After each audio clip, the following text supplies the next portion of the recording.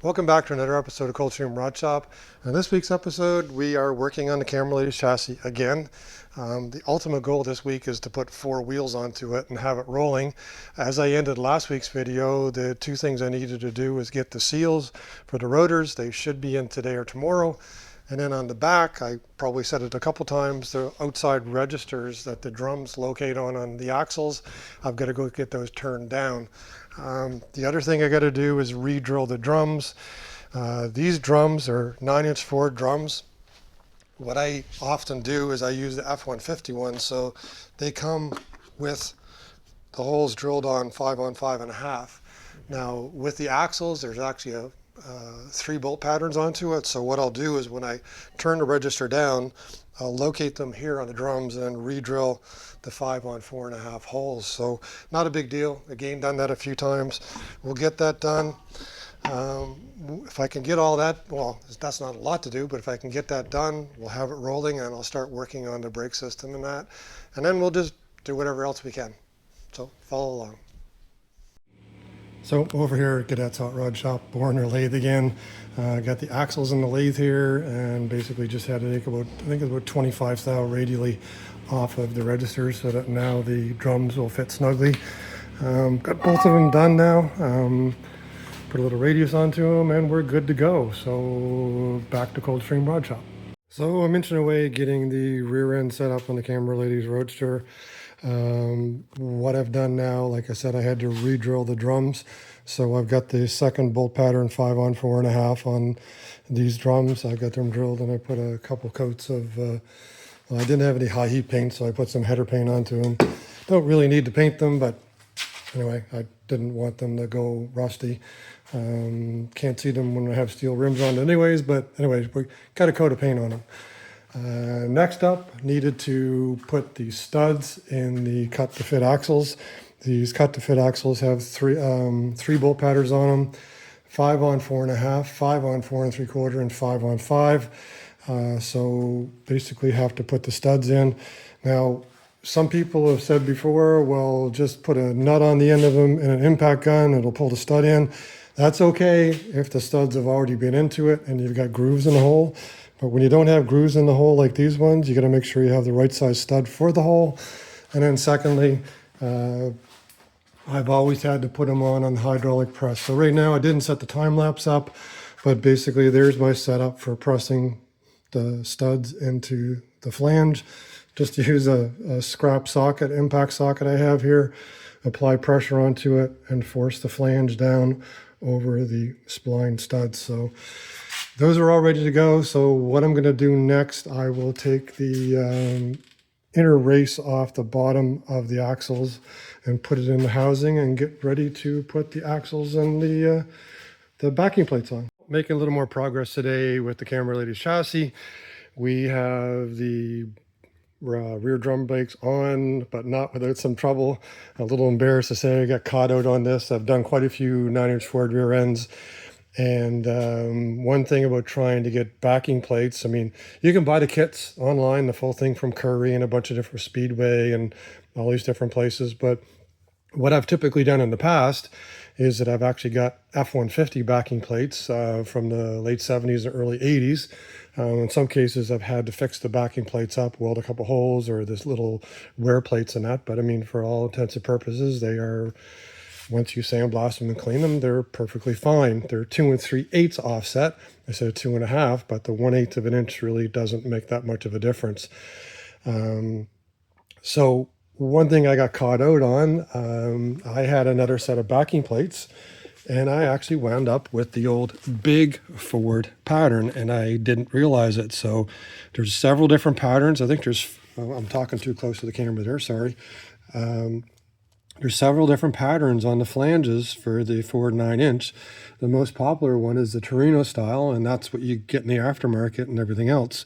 But there was another one called the Big Ford, so it's actually a bigger spacing between the 4 bolt holes. So I had cleaned up 2 of these, loaded up the drums and went to put them on, and it's like, oh crap.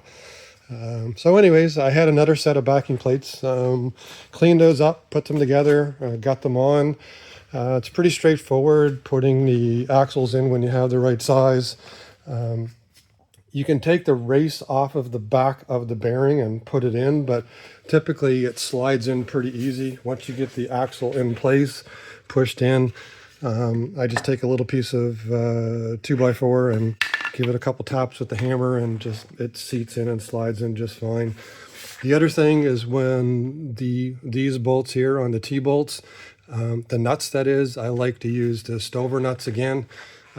Maybe a little bit overkill, but you put them on and they stay on. Never seen one come loose, but another one of those things. I like to just use the mechanical locking nuts and stuff, and just for safety's sake. Anyways, what we're going to do now, going to put the drums on. The drums were painted, and then we're going to get the back wheels on and at least have the back half of the chassis here as a roller. And there we have the Camera Ladies chassis down on 2 wheels finally. Didn't do a time lapse or anything. I think everybody's put wheels on before and don't need to show you putting wheels and tightening lug nuts. But there it is. We've got at least on 2 wheels. The one thing I meant to point out before was pay attention to which way you put the bolts on the upper shock mounts. Because this has a gas tank, you got to remember that if you ever wanted to change the coilover shocks, if I put the bolt the other way, going this way, I'd have to take the gas tank out. I did make that mistake once before. Didn't have to change the coilovers, but just leave yourself that flexibility. Think about which way the bolts are going in and which way they can come out. So on the upper cross member, make sure your bolt is going this way because you'll have access to the nut. And then if you have to pull it out, you can pull the nut that way. On the bottom, it's actually the opposite because of the way that the lower shock mounts are attached to the chassis. You have to actually go in this way because you can't bring the bolt in from the other side. But regardless, you can actually, could potentially take the bottom ones off if you ever wanted to change the spring rates. Right now we have 14-inch coilover shocks at ride height. I chose that because that's what's worked for us before. With these bigger tires on the back, we're going to have a little bit of a rake. So maybe after we get it on the road, we may adjust it down a little bit lower. But right now, there's no load on those springs. Once the body and the engine and everything gets into it, the frame should drop, I think, about 1.5 inches to 2 inches once it's loaded up. So anyways, we're going to carry on. Once I get the seals for those rotors, we will put the rotors and the calipers over there on that, and we'll get the front wheels on, but they're not here yet, so we can't do it. Anyway, follow along. We're going to get into something else later. Well, while we're waiting for the seals to come in for the Camera Ladies front rotors for our chassis, going to work on Ellie's coupe. I've mentioned that 4, 5, 6 times now, but never got to it. But right now I pulled the one door off. Took a little bit to get one of the hinge pins out. So basically had to take the propane torch and then heat up the hinge and then basically drive the pin up with a punch. I've had to do worse. I've had to drill them out, but in this case here, we got it out okay. Probably will ream those. They're just rusty, I think. We should be able to clean them up and put standard size pins in them back to them later. But before I took it off, I took a measurement of where I wanted the bottom of the door lip to be. Now, as it is, this door lip here is actually too tight, and this one is too loose. So I took a measurement of what I wanted it to be. So I need 23 3/4 from the belt line to this edge, and then 23 1/4 down here to get the right gap along the bottom of the door. So this patch is actually pretty straightforward. There's no beads into it. Basically a flat panel with a tiny bit of crown here, but otherwise it's flat all the way around. So I'll make one of those up. I'll bend the edges, and then we'll cut this section out and replace this one. Because although this was patched, it looked as though it's all crusty and nasty. Now, when we open this up, I could very well find out that I'm going to have to do some repairs on the inner door skin too. So what I'll do is I'll cut it off, look at the inner door skin, and then we're going to make a patch for it. So I took the mini grinder and I made a cut on the opposite side where I had the line there to cut this bottom panel off. One thing when I'm taking the door skins off, I made up this little tool a long time ago just out of 1/8 flat bar. I angled it, if you can see there, I made a sharp edge onto it. Once you can get this in to underneath the hem there, you can just work it all the way along like this to pull it off. So most of it's all pried loose now. There's got a couple welds in the corner here. I'll have to grind those flat to get them off. And then once I have that there, we should be able to just slide this thing right off. There's the panel off now, and kind of as I suspected, we're going to have to do a little bit of repair work here on the bottom of the inner door skin. Nothing too serious though. Done this before, actually done worse. I'll clean this lip up here with a wire brush, but more than likely we're going to have to do a patch here on this corner, clean that up a little bit, and a patch here, and then we'll see what happens with the lip. Once I wire wheel this, I mean, if there's some pinholes here, I may just put another piece straight across, but once we clean all the rust off, we'll see what happens. Well, after I hit the metal with a wire wheel and a little flapper disc, it is relatively solid across the bottom of the door. Looks as though I'm going to do about 3 patches. The first of which is on this inner door panel here. I'm going to have to put a patch there to replace that. And then there's going to be a piece that comes up, overlaps it here, and a small L-shaped piece there. So going to get this welded in, then we'll make up the patch for that and weld that in, and then do the third one. Here is patch number 1. You can't see it from the other side, but welded the patch in, ground it smooth. So this basically gives a lip on this side for this patch to actually tack up against. So we're going to make this piece next. So here's a little patch that I had to cut out. You can see it's pretty rotted. And here's the beginning of the patch that I made to replace it. And now essentially all I did, went over the bead roller and I bead rolled this edge, put it on the brake here, and I used a hammer to fold this one back over. Just literally as simple as that. So you can see the side profile there of the two of them, and they're pretty closely matched. So what I got to do now is I'm going to trim this one to fit into this hole, and then we'll get her welded in here in a couple seconds.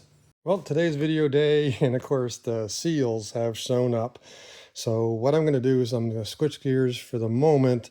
I'm going to put the seals in the rotor, put the rotors on the spindles, get the calipers and stuff put onto it and the wheels onto it, because I really kind of want to make this a roller in this episode. That was always the goal. Then I'm going to switch back over and I'm going to try and finish off at least the inner part of the coupe inner door structure, and we'll just go as far as we can.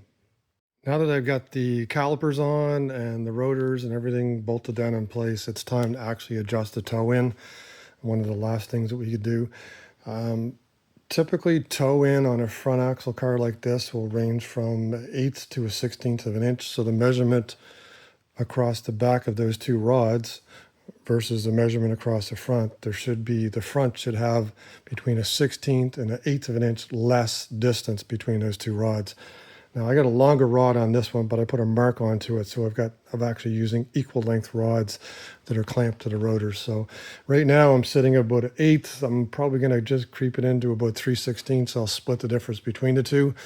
Then I'm going to tighten up the nuts on the tie rod ends, and then we're going to put the wheels onto it. So there's the Camera Lady's chassis on all 4 wheels now. I didn't do my math right.